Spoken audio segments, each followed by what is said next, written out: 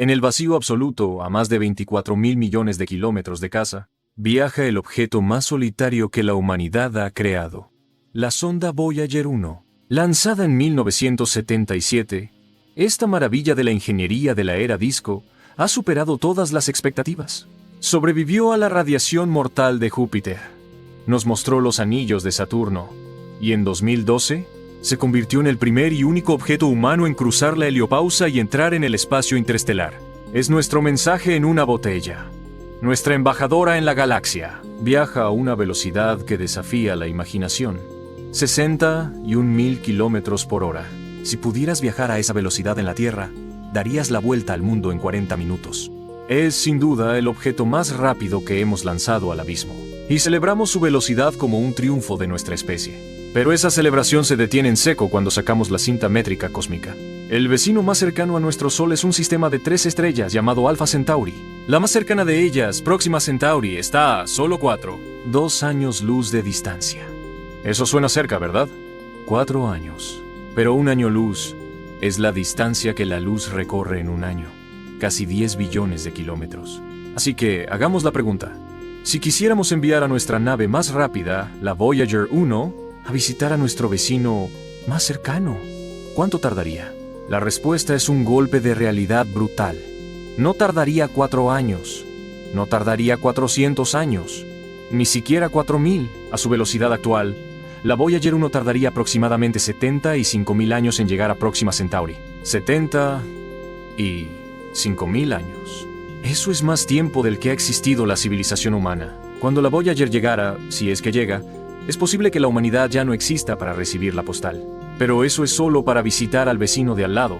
¿Qué hay de la promesa de la ciencia ficción? ¿Qué hay de cruzar la galaxia, de explorar nuevos mundos en brazos espirales lejanos?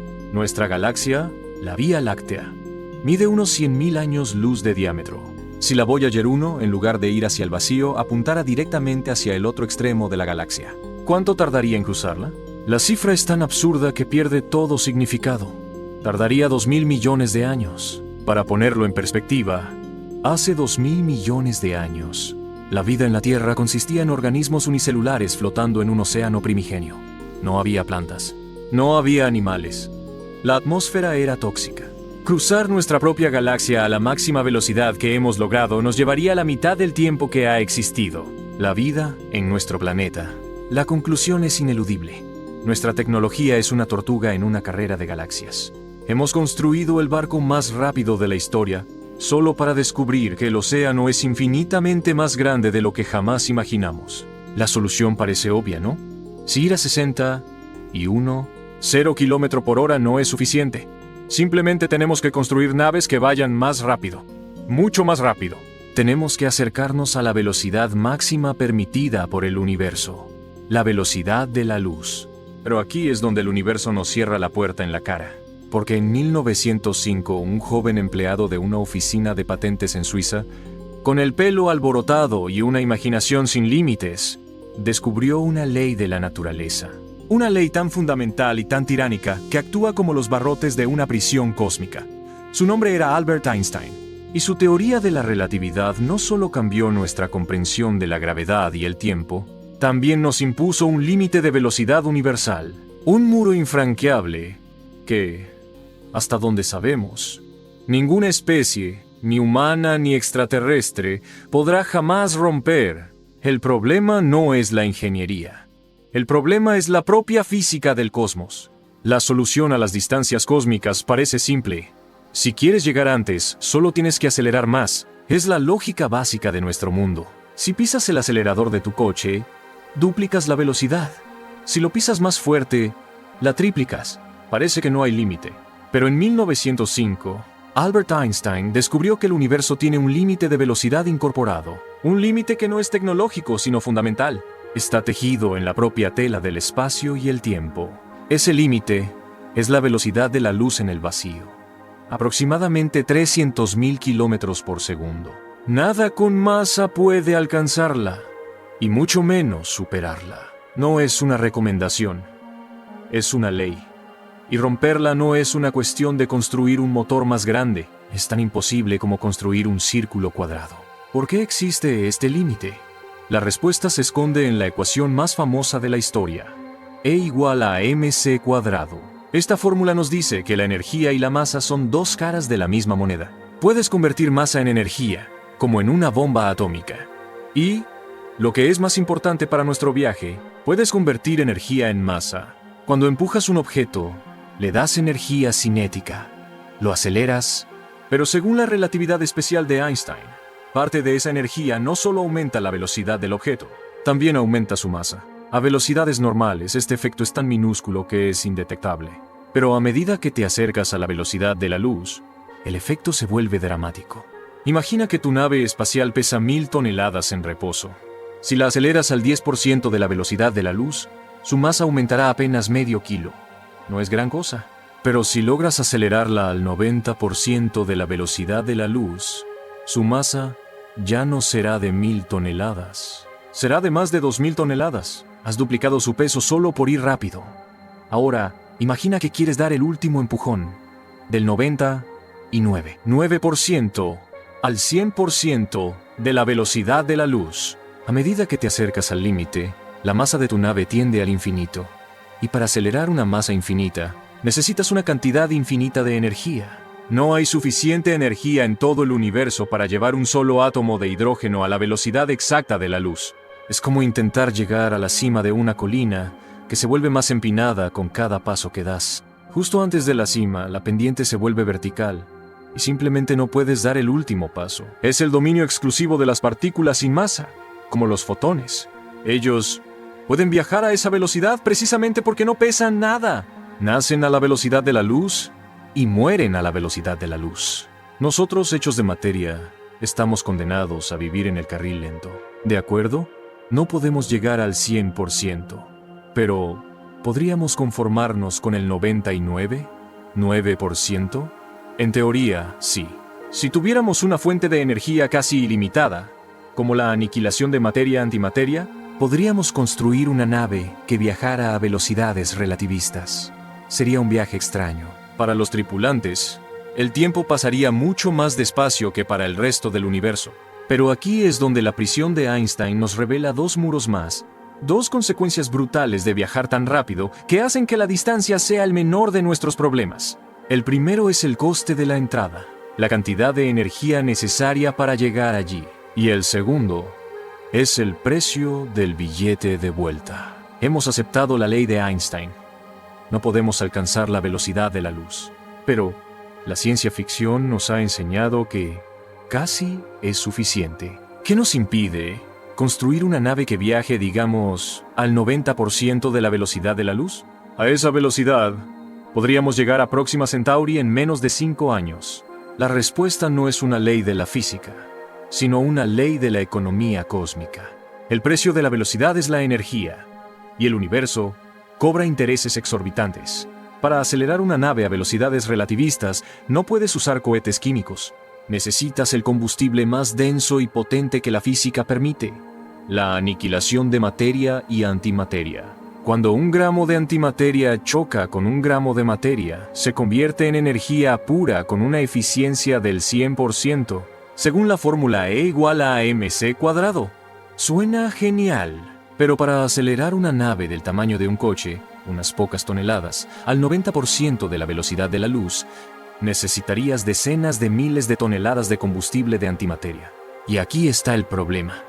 No tenemos antimateria. La antimateria no existe de forma natural en nuestro universo. Tenemos que fabricarla, átomo por átomo, en aceleradores de partículas como el CERN.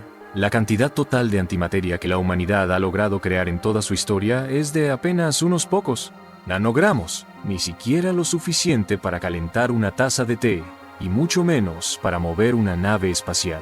El coste es astronómico. Se estima que producir un solo gramo de antimateria con la tecnología actual costaría más que toda la economía mundial.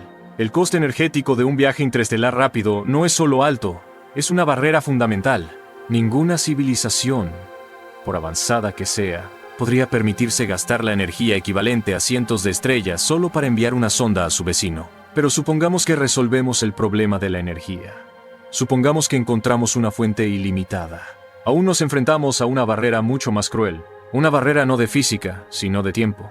Einstein también nos enseñó que el tiempo no es absoluto. Fluye a diferentes ritmos para diferentes observadores. Cuanto más rápido te mueves, más lento pasa el tiempo para ti en comparación con alguien que está en reposo. Este fenómeno se llama dilatación temporal. A velocidades cotidianas, el efecto es insignificante, pero a velocidades relativistas, es una tiranía. Imagina un viaje de ida y vuelta a la estrella Vega, a 25 años luz de distancia, a un 99,9% de la velocidad de la luz. Para los astronautas a bordo, gracias a la dilatación temporal, el viaje sería corto. Su reloj biológico y el calendario de la nave marcarían que han pasado unos dos años. Pero cuando regresaran a la Tierra, descubrirían que en casa no han pasado dos años. Han pasado 50 años. Se fueron en 2024. Volverían en 2074. Sus amigos de la infancia serían ancianos. Sus padres habrían fallecido. Sus hijos serían mayores que ellos. El mundo que dejaron atrás habría desaparecido para siempre. Serían exiliados del tiempo, fantasmas del pasado atrapados en un futuro que no es el suyo. Y eso es solo para ir a una estrella cercana. Si una civilización intentara un viaje para cruzar la galaxia de un extremo a otro, la paradoja se vuelve demencial. El viaje podría durar 20 años para la tripulación. Pero al llegar a su destino, habrían pasado 100.000 años en el universo exterior. El viaje interestelar rápido no es un viaje, es un suicidio social. Es un billete de solo ida hacia el futuro. Nadie puede colonizar la galaxia de esta manera. No puedes mantener un imperio si tus mensajes tardan 50.000 años en llegar de una colonia a otra. No puedes tener una civilización si tus exploradores se convierten en piezas de museo al volver a casa. La tiranía del tiempo y la energía nos obliga a considerar la única otra opción. Si no podemos ir rápido, tal vez tengamos que aceptar la lentitud. Tal vez la solución sea construir arcas de Noé, naves generacionales, mundos autosuficientes que viajen por el cosmos durante miles o incluso cientos de miles de años. Ya no serían viajes, serían migraciones. La tripulación original moriría en el camino y serían sus descendientes, nacidos en la oscuridad entre las estrellas, quienes llegarían al destino. Parece una solución poética, pero el universo ha llenado el camino entre las estrellas de trampas mortales que hacen que la lentitud sea tan peligrosa como la velocidad. Hemos decidido que el viaje rápido es imposible. La única opción que nos queda es la paciencia. Embarcarnos en un viaje lento de miles de años. Pero en el momento en que nuestra nave generacional abandona la seguridad de la magnetosfera terrestre, entra en un territorio hostil.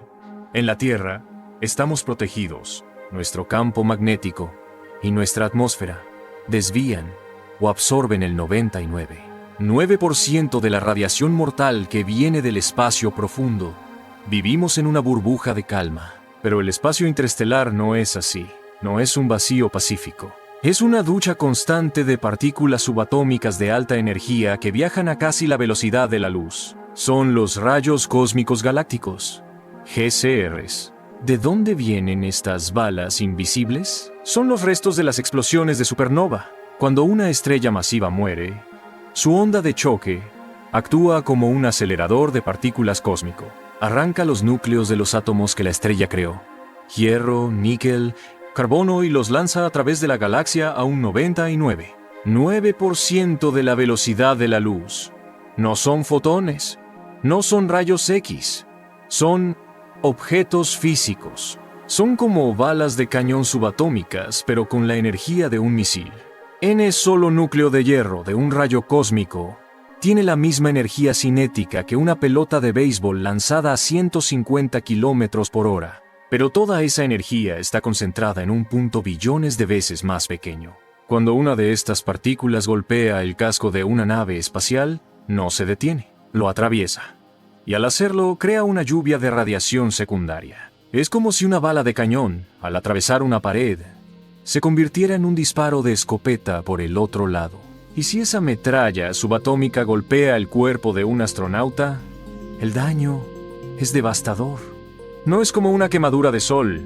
Estas partículas rompen las cadenas de ADN, destruyen las células cerebrales, dañan el sistema nervioso central, Los astronautas en la Estación Espacial Internacional, que todavía están parcialmente protegidos por la magnetosfera terrestre, reportan ver destellos de luz con los ojos cerrados. Son rayos cósmicos atravesando sus retinas. En un viaje corto a Marte que dura unos 9 meses, un astronauta recibiría una dosis de radiación que aumentaría su riesgo de cáncer de por vida en un 3%.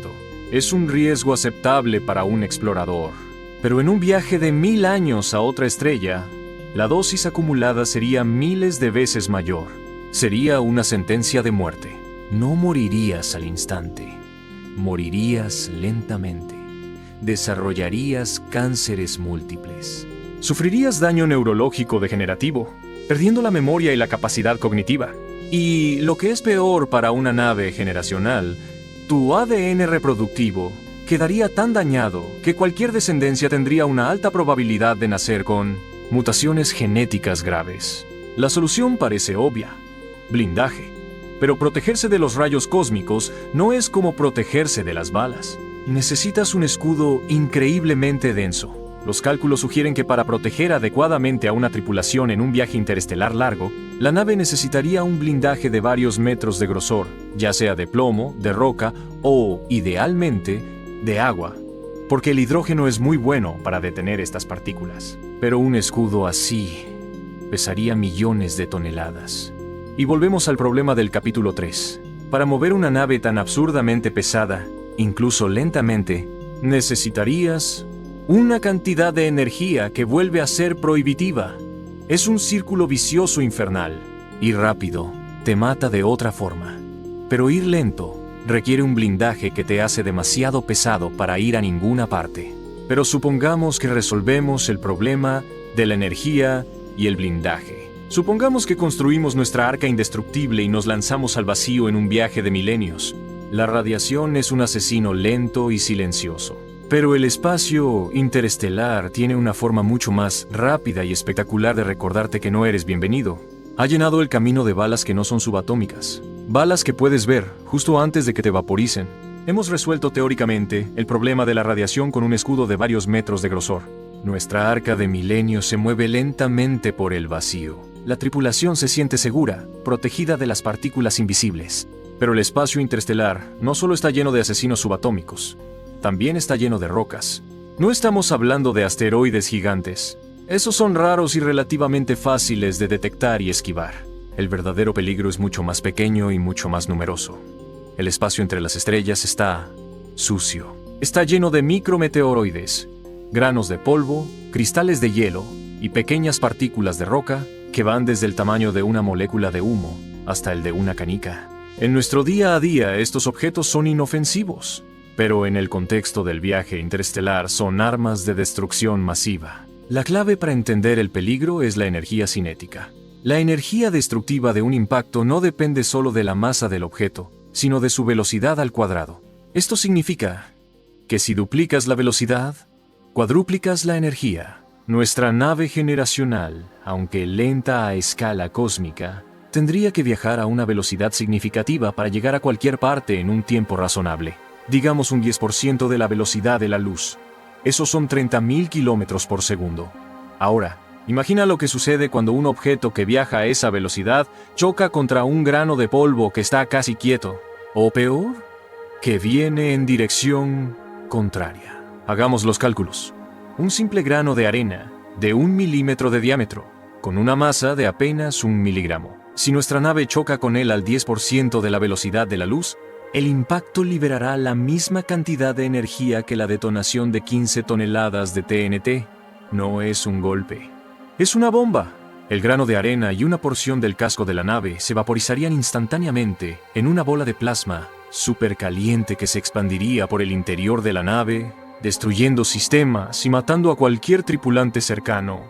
Se estima que hay millones de estas partículas por cada kilómetro cúbico de espacio. ¿Podemos protegernos? Sí, hasta cierto punto. Las naves espaciales actuales usan escudos Whipple. Son láminas delgadas de metal situadas a una distancia del casco principal. La idea es que el micrometeorito impacte la primera lámina y se desintegre, de modo que lo que llega al casco principal ya no es una bala, sino una nube de metralla menos penetrante. Esto funciona bien para las velocidades orbitales de la Tierra. Pero a velocidades relativistas, el sistema tendría que ser mucho más robusto. Algunos proponen un escudo de polvo masivo, una nube de partículas lanzada por delante de la nave para limpiar el camino. Otros, un escudo magnético o láser para desviar o vaporizar las partículas antes de que lleguen. Pero todos estos sistemas requieren una cantidad de energía y una complejidad tecnológica que rozan la ciencia ficción. Y siempre existirá el riesgo de un objeto un poco más grande. El impacto de un objeto de un solo gramo a una fracción significativa de la velocidad de la luz liberaría la energía de la bomba atómica de Hiroshima. No importaría lo grueso que fuera tu escudo. La nave entera se desintegraría en una fracción de segundo. Viajar por el espacio interestelar no es como navegar por un océano vacío. Es como correr a ciegas a través de un campo de minas en medio de una tormenta de granizo, donde cada gota de lluvia es una bomba. La física y la ingeniería nos han puesto contra las cuerdas. Ir rápido es un suicidio social y energético. Ir lento es un suicidio por radiación e impacto.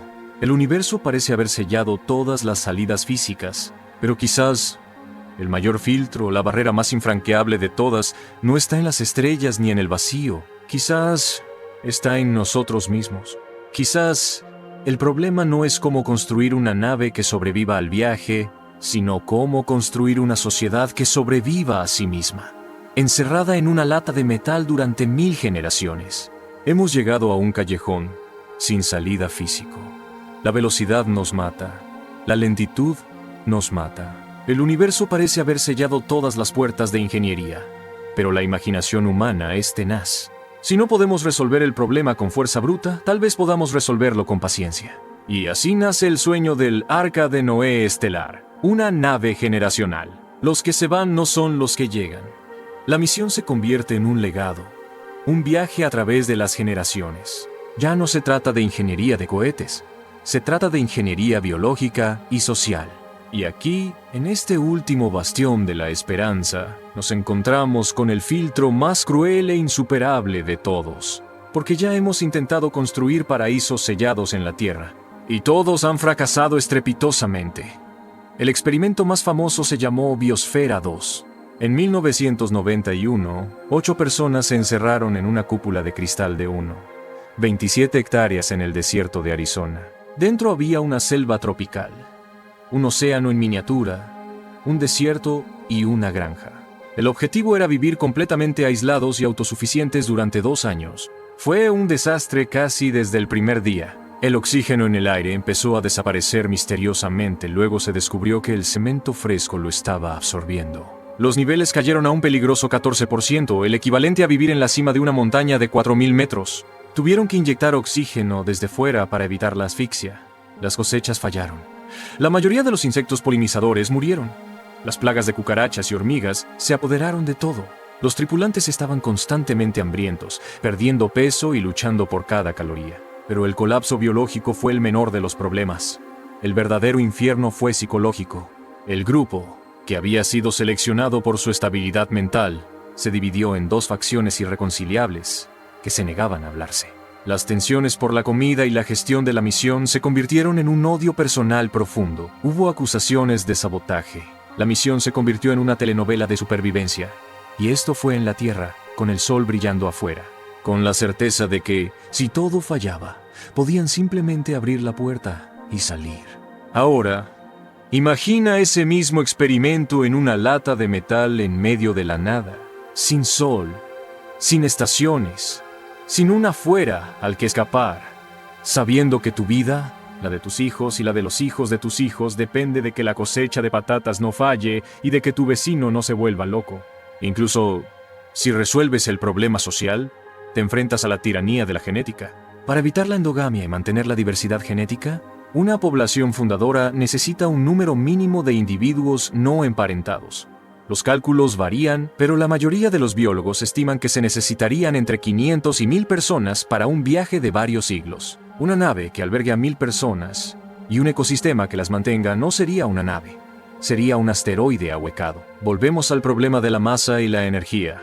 Y luego está la degradación del conocimiento. La primera generación serían ingenieros y científicos brillantes. ¿Qué hay de la 10ª generación? Nacida en un mundo artificial, donde la única habilidad de supervivencia es la agricultura hidropónica? ¿Quién recordará cómo reparar el reactor de fusión cuando falle después de 300 años? Una nave generacional es una utopía destinada a convertirse en una distopía. Y finalmente, en una tumba. Los filtros del universo son implacables. Si intentas ir rápido, la física de Einstein te lo impide con sus muros de energía y tiempo. Si intentas ir lento, el propio espacio te aniquila con su lluvia de radiación y balas de polvo. Y si crees que puedes sobrevivir a todo eso construyendo un arca, tu propia biología y psicología te traicionan desde dentro. Parece que el viaje interestelar es una trampa, una ilusión, una zanahoria cósmica que nunca podremos alcanzar. Pero todos estos son los problemas de ir del punto A al punto B. Hemos asumido que el terreno entre ellos es navegable, pero ¿y si el mapa de la propia galaxia no es una red de carreteras, sino un campo de minas lleno de callejones sin salida? Hasta ahora hemos tratado a la galaxia como si fuera un océano abierto. Un inmenso estanque negro por el que puedes navegar en línea recta desde la Tierra hasta cualquier otra estrella. Pero la Vía Láctea no es un océano, es una topografía. Tiene montañas inescalables, pantanos tóxicos y abismos infranqueables. El viaje interestelar no es navegar a mar abierto. Es intentar cruzar un campo de minas sin mapa. Existe un concepto en astrofísica llamado la zona habitable galáctica. Es el único barrio de la ciudad donde las luces están encendidas y el aire es respirable. Y nosotros vivimos exactamente en el centro de ese barrio. Pero para cruzar la galaxia, tarde o temprano, tienes que salir de las afueras seguras y adentrarte en las zonas prohibidas. Imagina que quieres viajar desde la Tierra, en un lado de la galaxia, hasta un sistema estelar en el lado opuesto. La ruta más corta es la línea recta, y esa línea recta pasa por el centro. El núcleo galáctico es un infierno radiactivo. La densidad de estrellas allí es miles de veces mayor que en nuestro vecindario. Esto significa dos cosas terribles para un viajero. Primero, el caos gravitacional. Las estrellas pasan tan cerca unas de otras que sus fuerzas de marea podrían desestabilizar la trayectoria de tu nave o incluso arrancar a los planetas de sus órbitas y lanzarlos contra ti. Segundo, el fuego cruzado. Donde hay muchas estrellas masivas, y las estrellas masivas mueren rápido. El centro galáctico es una zona de guerra perpetua de explosiones de supernovas. Los estallidos de rayos gamma barren la región con tal frecuencia que cualquier nave o civilización que intente cruzar sería esterilizada en cuestión de siglos. La ruta directa está cerrada por letalidad extrema. Tienes que rodear el centro, así que decides tomar el camino largo, rodear el núcleo y viajar a lo largo de los majestuosos brazos espirales de la galaxia. Pero los brazos espirales no son autopistas, son atascos de tráfico cósmico. Son regiones de alta densidad donde el gas y el polvo se comprimen para formar nuevas estrellas. Recordarás del capítulo 5 que el polvo interestelar es munición letal para una nave rápida. En un brazo espiral, la densidad de ese polvo es exponencialmente mayor. Intentar volar a velocidades relativistas a través de la nebulosa de Orión, por ejemplo, sería como intentar conducir un coche de Fórmula 1 a través de una tormenta de granizo de ladrillos. La fricción y los impactos vaporizarían tu nave antes de que pudiera salir por el otro lado. Para evitar el fuego cruzado del centro y los atascos de polvo de los brazos espirales, la única ruta que te queda es viajar por los desiertos de la galaxia, las regiones entre los brazos o el lejano exterior del disco, el halo galáctico. Allí el espacio es seguro. Hay poca radiación, poco polvo y las estrellas están muy separadas. Pero es demasiado seguro. Es un páramo estéril. En estas zonas exteriores, el gas no ha sido enriquecido por las supernovas. Apenas hay elementos pesados, metales, silicio, carbono. Si tu nave generacional tiene una avería crítica y necesitas parar en un sistema estelar para extraer recursos, reparar el casco o encontrar agua, no encontrarás nada. Solo encontrarás viejas enanas rojas rodeadas de gigantes de gas inútiles. Ningún planeta rocoso donde aterrizar. Ningún asteroide rico en metales que minar. El mapa de la Vía Láctea es un laberinto sin salida. Las zonas ricas en recursos te fríen con radiación. Las zonas con planetas nuevos te acribillan a balazos de polvo. Y las zonas seguras te matan de hambre y falta de suministros. Incluso, si logras superar la tiranía de la velocidad de Einstein, la letalidad del polvo, el cáncer de la radiación y el colapso social de tu tripulación. El propio terreno de la galaxia te impide cruzarla. Y con todas estas barreras físicas apiladas una sobre otra, llegamos a una conclusión perturbadora. Quizás la razón por la que no vemos naves alienígenas cruzando el cielo no es porque no existan, o porque no sean tecnológicamente avanzadas. Quizás es porque, al igual que nosotros, se dieron cuenta de que salir de su sistema solar es una trampa mortal. Pero hay una teoría aún más oscura. Una teoría que sugiere que el silencio de la galaxia no es el resultado de la incapacidad técnica, sino de una decisión consciente, dictada por el miedo absoluto. Hemos asumido que si una civilización extraterrestre pudiera cruzar la galaxia, lo haría. Hemos asumido que el instinto de exploración y expansión es universal. Y como no vemos naves cruzando el cielo, concluimos que la física lo hace imposible. Pero hay una alternativa. Una respuesta a la paradoja de Fermi que no requiere escudos inmensos ni antimateria. Solo requiere miedo. Imagínate un bosque oscuro por la noche. Es un lugar de silencio absoluto. Un observador ingenuo podría pensar que el bosque está vacío, pero no lo está. Está lleno de vida. Está lleno de cazadores armados, deslizándose como fantasmas entre los árboles. Y la razón por la que todos están en silencio es porque saben que, en este bosque, cualquier sonido es una sentencia de muerte. Si un pájaro canta, si una rama se rompe, todos los cazadores apuntarán en esa dirección y dispararán. Porque en la oscuridad, no puedes saber si el que hizo ruido es un amigo o un monstruo a punto de matarte. Esta es la teoría del bosque oscuro, popularizada por el escritor de ciencia ficción Cixin Liu, y se basa en dos axiomas lógicos e innegables sobre la vida en el universo. Primero, el objetivo principal de toda civilización es la supervivencia. Segundo, la galaxia es inmensa, pero los recursos totales son finitos, y el universo está en constante expansión. Si unes estas dos reglas con la barrera de la distancia y el tiempo, los muros que vimos en los capítulos 2 y 3, se crea lo que se llama una cadena de sospecha insuperable. Si descubres una civilización alienígena, no puedes saber si son hostiles o pacíficos. Y debido al tiempo que tardan las señales en cruzar el espacio, años o siglos, no puedes entablar un diálogo rápido para averiguarlo. Cuando tu mensaje de «Hola, venimos en paz» llega a ellos, su sociedad podría haber cambiado por completo. Ante esta incertidumbre absoluta, y con la supervivencia de tu especie en juego, la lógica matemática, fría y despiadada, dicta una sola acción: el golpe preventivo. Si otra civilización revela su posición, debes aniquilarla antes de que ella te aniquile a ti. Porque si no lo haces hoy, en 10.000 años podrían desarrollar una tecnología superior y considerarte una amenaza para sus recursos. En este universo, la benevolencia es suicidio. La única estrategia ganadora es la ocultación total. Por lo tanto, la galaxia no está silenciosa porque esté vacía o porque viajar sea físicamente imposible. Está silenciosa porque todas las especies lo suficientemente inteligentes como para sobrevivir han aprendido a callarse y esconderse. Si la teoría del bosque oscuro es cierta, entonces el viaje interestelar a gran escala, la idea de colonizar mundos y construir imperios galácticos, es el error más grande que una civilización puede cometer. Lanzar una flota de naves gigantes o emitir señales de radio poderosas es como encender una fogata en medio del bosque de los cazadores. Grita: «Estoy aquí», a un universo lleno de depredadores más antiguos y mejor armados que tú. La humanidad, en nuestra ingenuidad infantil, lleva un siglo haciendo exactamente eso. Nuestras emisiones de radio, nuestros radares militares y nuestros intentos de enviar mensajes, como el de Arecibo, han creado una esfera de ruido electromagnético alrededor de la Tierra de 100 años luz de diámetro. Hemos encendido la linterna. Si hay un cazador en el bosque, ya nos ha visto. Si el golpe preventivo está en camino a la velocidad de la luz, no lo veremos venir. Simplemente dejaremos de existir. Esta teoría sugiere que el motivo por el que no viajamos por la galaxia no es porque no podamos romper las leyes de la física. Es porque las civilizaciones que intentan hacerse notar son limpiadas por el ecosistema del bosque.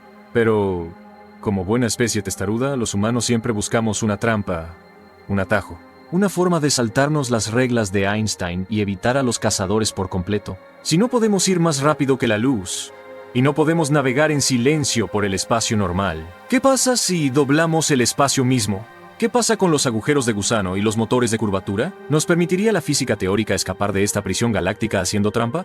Hemos visto que navegar por el espacio plano es una pesadilla de radiación, polvo y límites de velocidad deprimentes. Pero, ¿y si pudiéramos hacer trampa? La ciencia ficción ha popularizado dos métodos para saltarse las reglas: los agujeros de gusano y los motores de curvatura, warp drives. Ambos conceptos no son magia. Nacen de las matemáticas legítimas de la relatividad general de Einstein. Si el espacio-tiempo es un tejido que se puede estirar y doblar por la gravedad, en teoría, puedes manipularlo a tu favor. ¿Un agujero de gusano o puente de Einstein-Rosen? Es un túnel cósmico. Imagina doblar el universo como una hoja de papel y perforar un agujero que conecte dos puntos separados por miles de años luz. Podrías entrar en la órbita de Júpiter y salir por el otro lado en la constelación de Orión un segundo después. Suena perfecto. ¿Por qué no construimos uno? El problema es que la física cuántica y la relatividad se odian mutuamente cuando se trata de agujeros de gusano. Matemáticamente, si logras abrir un agujero de gusano, lo cual ya requeriría la energía de una estrella entera, este sería extremadamente inestable. La gravedad de su propio interior intentaría aplastarlo y cerrarlo al instante. La garganta del túnel se cerraría antes de que siquiera un fotón de luz pudiera cruzarlo. Para mantener abierto este túnel, necesitarías apuntalar las paredes con algo. Y no sirve el acero ni el titanio. La única forma teórica de mantener abierto un agujero de gusano es llenarlo de algo llamado materia exótica. Específicamente, materia con masa negativa o densidad de energía negativa. Detente a pensar en eso. ¿Masa negativa? Si empujas un objeto con masa negativa, en lugar de alejarse de ti, aceleraría hacia ti. Es un concepto que rompe nuestra intuición fundamental del universo. A nivel cuántico microscópico, existen ligeras fluctuaciones de energía negativa, el efecto Casimir, pero para mantener abierto un agujero de gusano por el que quepa una nave espacial, necesitarías toneladas de esta materia exótica. ¿Y hasta dónde sabemos? La materia exótica a escala macroscópica simplemente no existe. El universo parece prohibirla. Es como si el cosmos te diera el diseño de una cerradura, pero se asegurara de que el metal para forjar la llave no pueda existir en esta realidad. ¿Qué hay del motor de curvatura? El famoso Warp Drive. En 1994, el físico Miguel Alcubierre demostró matemáticamente que podrías viajar más rápido que la luz sin romper. La ley de Einstein. El truco está en no mover la nave a través del espacio, sino mover el propio espacio. Creas una burbuja alrededor de tu nave. Contraes el espacio delante de ti y lo expandes detrás de ti. La burbuja se desliza por el universo a velocidades hiperlumínicas, mientras que tú, dentro de la burbuja, estás en reposo. No sufres dilatación temporal, no ganas masa infinita. Es el santo grial del viaje interestelar. Pero, como era de esperar, hay una trampa brutal. Al igual que el agujero de gusano, el motor de Alcubierre requiere cantidades industriales de masa negativa para funcionar. Sin materia exótica, no hay burbuja. Pero incluso, si por algún milagro logras crearla, el motor de curvatura tiene un defecto de diseño que lo convierte en el arma más letal jamás imaginada. A medida que tu burbuja viaja más rápido que la luz, recoge partículas, polvo cósmico y radiación en su borde frontal, el horizonte de sucesos de la burbuja. Toda esta energía se acumula infinitamente. Cuando finalmente apagas el motor para detenerte en tu sistema estelar de destino, toda esa energía acumulada se libera instantáneamente en un haz hacia adelante. Llegarías a tu nuevo hogar con éxito, justo en el instante en que liberas una onda de choque de radiación gamma tan poderosa que esterilizaría el planeta que querías explorar y probablemente destruiría todo el sistema estelar. Tu medio de transporte es, por naturaleza, una máquina del juicio final. Los atajos no existen. O requieren magia física, masa negativa, o resultan en aniquilación mutua asegurada. Y así nos quedamos frente a la inmensidad, despojados de nuestros sueños de ciencia ficción. Hemos construido muro tras muro en este documental, y al ponerlos todos juntos, llegamos a una conclusión sobre el universo que es a la vez claustrofóbica y profundamente hermosa.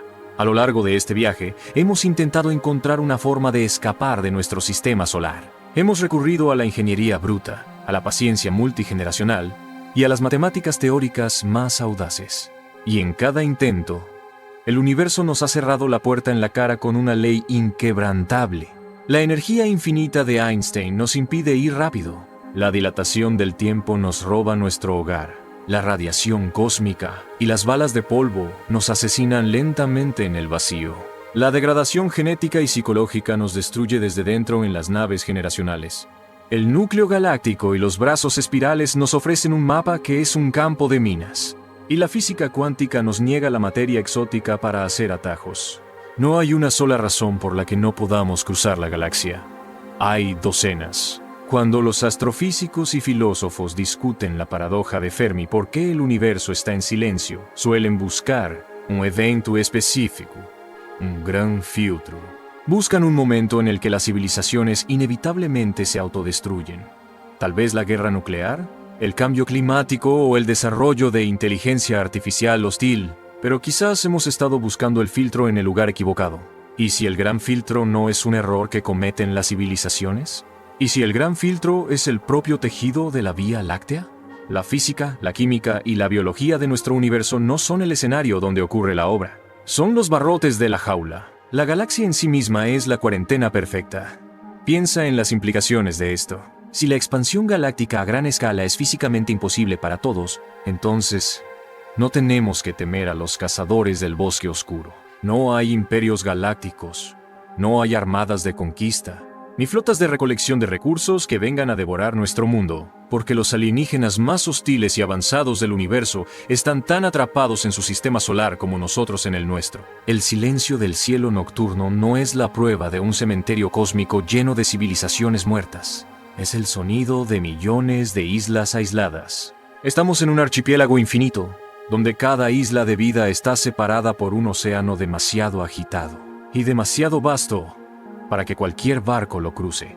Esta revelación a menudo se recibe con tristeza. La ciencia ficción nos prometió las estrellas y la física nos dice que nos tenemos que quedar en casa. Pero tal vez esta prisión de Einstein no sea un castigo.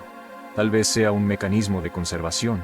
A lo largo de la historia de la Tierra, cada vez que dos ecosistemas que habían estado separados durante milenios se encuentran, ya sean continentes que chocan o barcos que cruzan el océano, el resultado es devastador.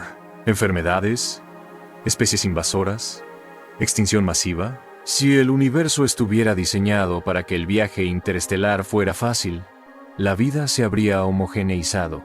El más fuerte habría devorado al más débil hace miles de millones de años. La galaxia sería un monocultivo aburrido o un campo de batalla radiactivo. La imposibilidad de viajar nos garantiza una cosa: diversidad. Garantiza que cualquier especie inteligente, no importa lo loca, pacífica, extraña o hermosa que sea, tenga un lugar seguro en el universo para desarrollarse hasta su máxima expresión, sin interferencias del exterior. Estamos atrapados. Sí, pero estamos atrapados en el lugar más increíble, complejo y hermoso que conocemos: nuestro propio sistema solar. Tenemos el patio de recreo de Marte, los océanos subterráneos de Europa y Encélado, los anillos de Saturno. Tenemos una estrella que nos dará energía durante otros 5.000 millones de años. Quizás nunca crucemos la galaxia. Quizás nunca choquemos la mano con un extraterrestre. Pero compartimos el mismo cielo. Compartimos las mismas leyes de la física que nos mantienen vivos y confinados. Y compartimos la misma capacidad de mirar hacia el abismo oscuro, entender nuestra propia pequeñez y maravillarnos de que, a pesar de todos los filtros, estamos aquí para contarlo.